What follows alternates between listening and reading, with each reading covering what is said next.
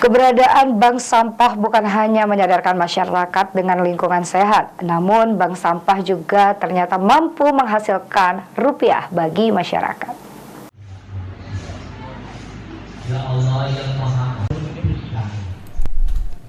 Masyarakat di Kota Prabu Muli saat ini berupaya mengelola berbagai jenis sampah rumah tangga dan industri untuk meningkatkan ekonomi.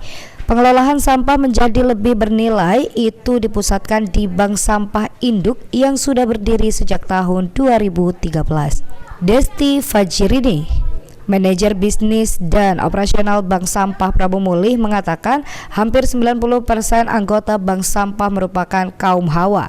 Selain fokus dalam pengelolaan sampah dari rumah tangga, pihaknya juga memberdayakan ibu-ibu yang tergabung dalam bank sampah untuk membuat kerajinan-kerajinan daur ulang dan juga memproduksi kebutuhan rumah tangga yang ramah lingkungan berbasis ekoenzim seperti sabun cuci piring, cuci tangan, dan sabun mandi.